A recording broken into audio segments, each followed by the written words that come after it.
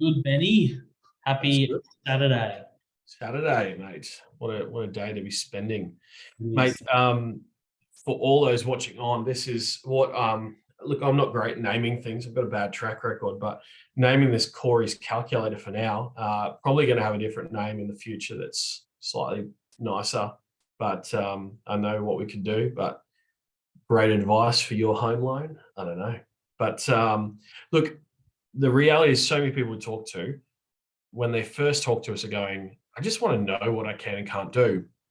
And we'd love to obviously have that conversation with you if you're out there and actually figure it out for your specific scenario. But what we thought we'd do is do some general scenarios that we film, send out, and hopefully it gives you an idea of where you might need to be in your situation, and hopefully is indicative. Obviously, we can't give you exact advice, but today we thought we'd talk about a girl named Jess. It's a bit of an exciting one. So Corey, how about you just tell us why this kind of deal is a passion for you? Yeah. So obviously, if you've seen on social media, we did like a little 1 minute spiel on what it could look like. So it's Jess the Investor, and what's exciting about this, it's a young person who isn't making excuses about her or his situation, and is making sacrifices to build wealth. You know, we look at social media, we look at Instagram and all those things, and people see the dream house and the dream car, and here's a young person who's building towards that. And it's exciting because it involves strategy, it involves planning, and it involves just getting into the first property. So it's always exciting that someone's not just looking just to get in and get into the rat race of debt, but has an asset producing and an income producing asset that can help her in the long run. Yeah, and so we're going to get straight into it. I'm going to share my screen now. This is a tool that we have, and obviously we've created a scenario which is I can't share my screen. Can you share it, brother? Yes, I'll share. You share. I'll share. First time doing this, so we've got a few video. We're rookies. There we go. Awesome. So Corey, you're in control, but I think the thing that I want to highlight is just a couple of figures, I guess, for Jess. So we've got it down as 50K casual wage. Yes, I want to talk on that very quickly. So the video, obviously we have 1 minute when we do that short video to say she earns $50,000. The trick is that she is earning $50,000, and obviously someone who's casual, it's not it's not the same income every week, every month, every day. But what we can demonstrate is, Jess has had a job for 1 to 2 years, and we can show 2 years history that she's earned $50,000 or more, and that creates consistency on the bank's perspective for a casual employee. Yeah, and that's important because there are people who come to us and they go, I've been working for 6 months and I'm earning a great wage now. Can I get a loan? And it is important that you've got a bit of longevity in that role. Correct. Yeah, especially in the casual space, to show proof and history. If you're chopping and changing jobs on casual, it does become harder. Easier if it's a full-time job, and we can show history that you've got similar income. But casual, it's important to show consistency from the one employer. Yeah. Now, in the scenario as well, we have said that she saved, that 30 to 50K mark. Yes. Now we're going to do a separate video on deposit saving and actually break this down for people. So keep your eye out for that. But I think the key thing is that if you turn around today and go, I want to buy a loan, you got, $1,000 in the bank account, and your bank account, you're living paycheck to paycheck, it's going to take some time to get that deposit. The key thing is that, and there's an old phrase and they use it in many different variations, but the best time to start saving was probably 7 years ago. Yes. The second best time to start saving is today. And everyone who doesn't have a deposit is about, 7 to 10 years away from having a deposit. So, you feel free to kick yourself up the butt for not doing it 10 years ago. I've been in that place before. I know there were times where I saw houses that I wanted to buy and I just didn't have the deposit. I went, I wish I'd thought about this a couple of years ago. But heading forward, it's like, well, I get to control where I am in a couple of years' time. So for this scenario, we're going to assume that the Jess a couple of years ago went, I want to buy my house. I'm earning casual wage. I'm living at home. I've got no expenses. I'm going to just start saving. And who knows? She might have got a good tax return. She might have won a small bit of, got a scratchy, made 20 grand off it. I don't know. Look, and we'll talk about deposits, but a lot of people go, well, if you can't do that, just earning your wage. I have a lot of clients that sell their cars, sell some stuff they don't need, do some extra jobs that might not be usable for income, but extra jobs is for extra. You might mow lawns. Totally. Totally. So we'll talk about that in another video. But for the sake of today, Jess has a deposit of about, that 30 to 50K range. Now, at the end of the day, you can see over on, I think it's the right of screen, that there's some green there. What does that mean, Corey? Yeah, so green, right? So when we're looking at about 20 odd banks. Obviously, there's access to more. We can look at a wider spread. But green means, based on her income, living expenses, potential rental income, that the green is, we love this client, we will do the loan for them, no questions. Well, there's questions, but this works based on what we've input into the system. So as you can see, we've got some reputable lenders there. We've got Westpac and St. George, obviously pending a full review and credit checks. First Mac, pretty good. You've got Commonwealth Bank and ANZ. Ideally, if we actually go to those lenders and dig a little bit deeper, more than likely they fit. And red means there's something called debt to income ratio, and some of the lenders have different metrics here. So whilst it says you can borrow, it doesn't quite fit their debt to income ratio that they like, basically. So they're saying they'd like to see a little bit more income. Yeah. So if you want to scroll down a bit, let's have a look at the metrics of the deal that she's looking for. So you've got their rental income, which is important because for Jess, she's an investor. She's not buying an owner occupier. There is an income attached to this investment. And that's an important part of getting this deal across the line. If it's just on her wage and she's got to pay a mortgage on 50 grand, probably not going to work.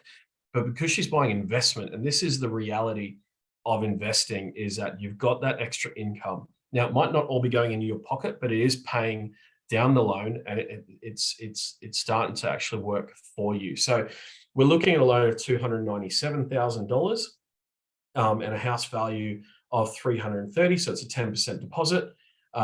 So it's a smaller deposit that she's got to save. Now, there are some other things that happen when you buy a house. You've got stamp duty, but for Jess, about $33,000 plus, another 10 will get her across into this house. Yeah.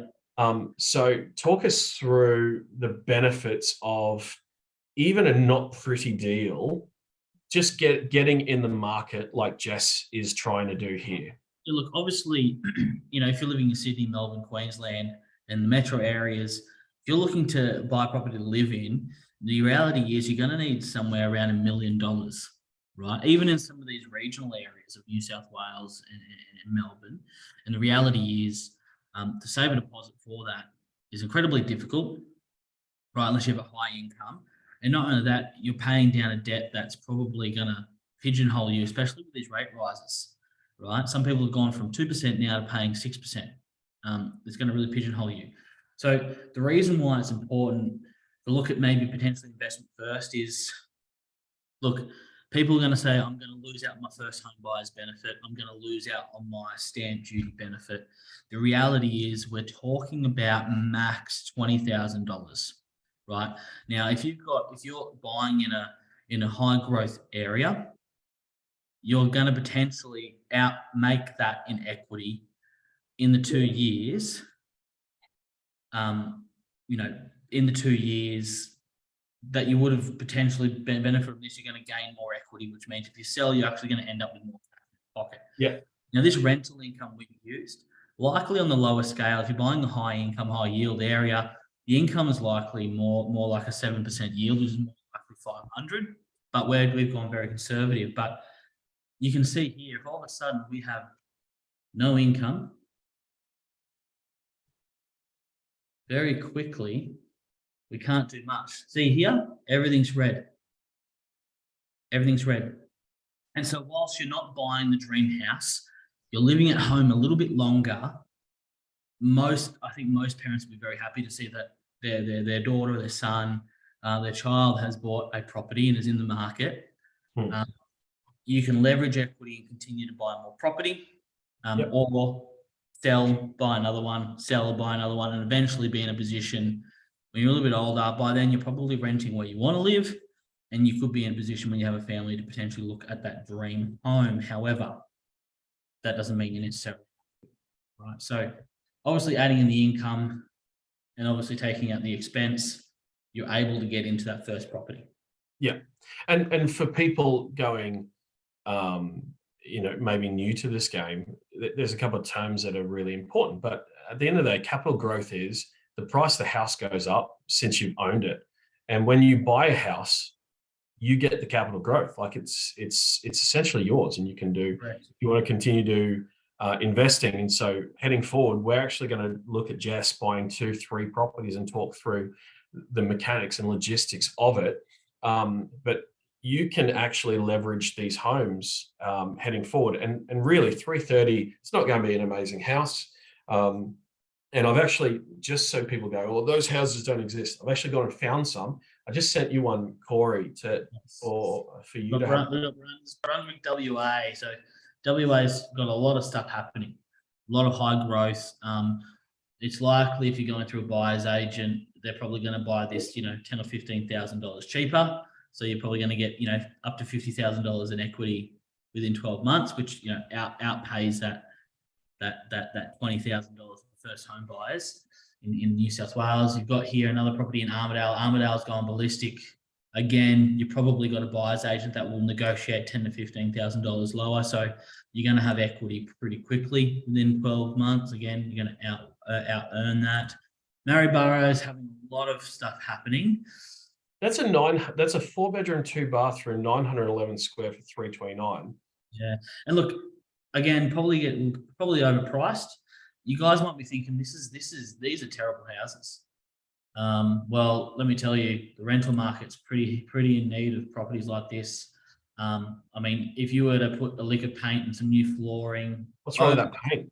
Yeah, you don't have to do it straight away, but if you're going to have this for 2 or 3 years, you can eventually do small improvements to the property, and you're going to increase the values pretty heavily without having to spend much money. And then, eventually you're going to be in a place where instead of having that $50,000 or $40,000 you had, all of a sudden you're going to have $300,000-400,000 in equity. Exactly. It's usable towards leveraging other securities and other assets. Yeah. So if you scroll down a little bit further, probably the final key thing that we need to cover is Jess and her expenses. Now, if you were to click notional rent there, Corey, it increases. Put a rent up to $1,000 a week. Put the rent board up to $1,000 a week.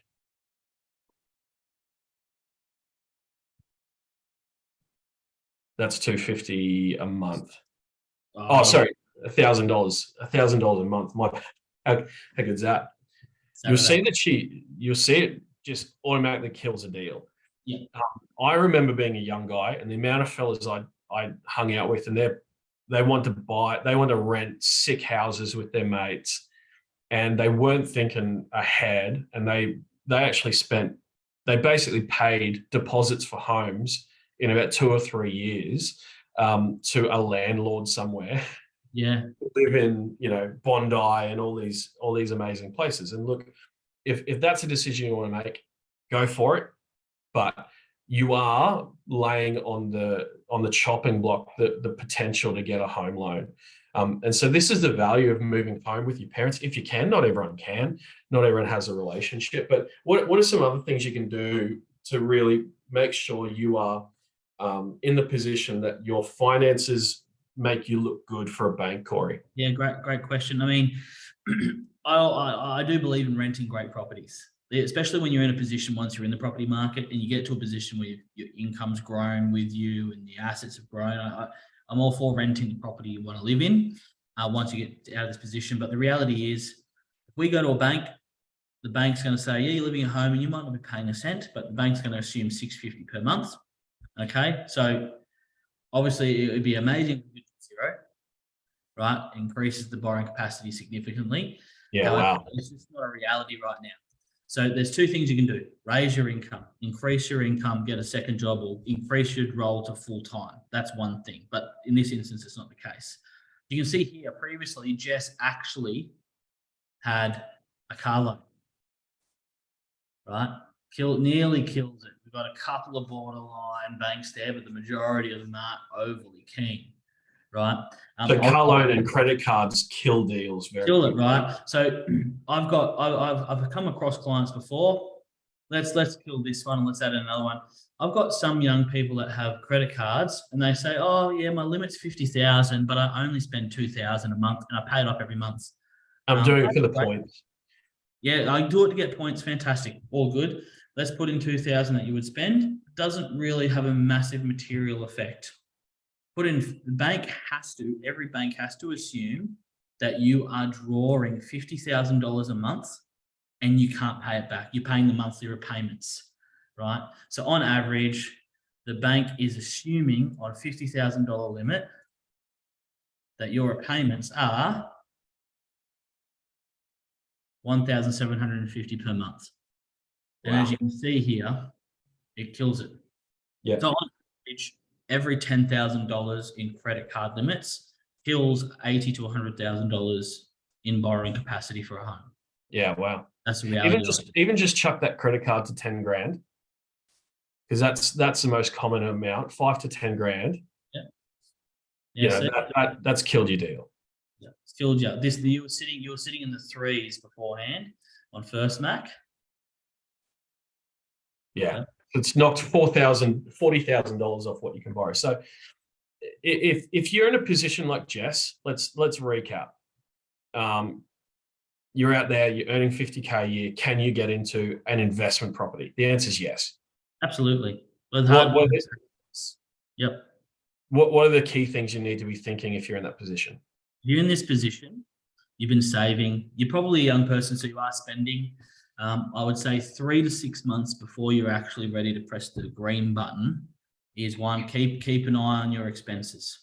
Because the banks do look at your bank statements. Banks look at your bank statements, right? And if you tell me, oh, my expenses are $1,000 a month and we get them and they're 4,000, even if you have Christmas and holidays can be explained away and amortized over an annual period.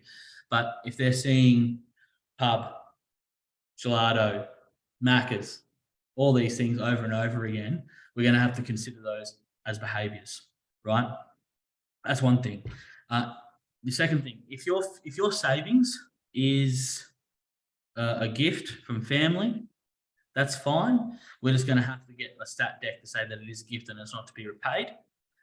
But if you are doing regular, like let's say you have a few cars, you're selling them, you're putting chunk amounts of cash in, that's fine, but we're going to have to wait 3 to 6 months and you show a little bit of demonstrable savings to make it a genuine savings is what the bank calls it. So those are the few things.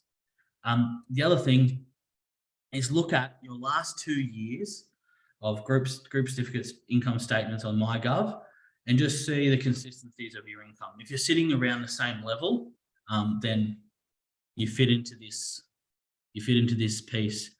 If you're sitting around the same level but you want to earn more and you want to stay at the same employer, that's fine. Get a new contract, get your first pay slip, and we can use that higher income. And I would say, Benny, if I was being a professional and being in business, and if I had a staff member that I was paying casually for 2 years, and there was a consistent income all the time, I'd be open to someone coming up to me and saying, hey, I've done this for 2 years. This has been my income last 2 years. Let's put me on full time. That could be another thing that could help you. I know that pushes us outside of this scenario, but if it's life advice, then that's what I would look at as well. Well, even how about you scroll up and you could put 50 grand into. Won't change much, I believe. It could. Let's test it. Yeah, a little bit about the same, but let's say they give you a $55,000 bump. Look at that. So Asking for a five grand pay rise and get on full $5,000 pay time. rise. Huge difference. And I just want to point out, this isn't including super. This is your base wage before tax, not including super. Yeah. So the value of a young person sticking with a job, even if your manager's a moron, we've all been there. Yeah, and that's just right. sticking in a job and then working your way up, getting yourself into some full-time employment is massive. Yeah, and guys, even if it's not the same employer, if it's the similar industry, similar role, but it's a full-time contract, you don't have to wait 3 to 6 months. We can get the ball rolling and just get your first. Awesome. The 5,000, massive difference. To the Jessers out there, we'd encourage you, give us a yell.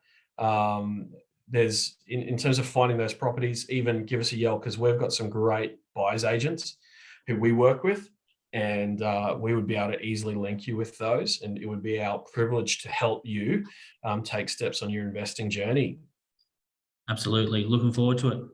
All right. Catch you guys later. We're going to be talking plenty more different scenarios and people. So we look forward to seeing you at our next video, meeting our next character.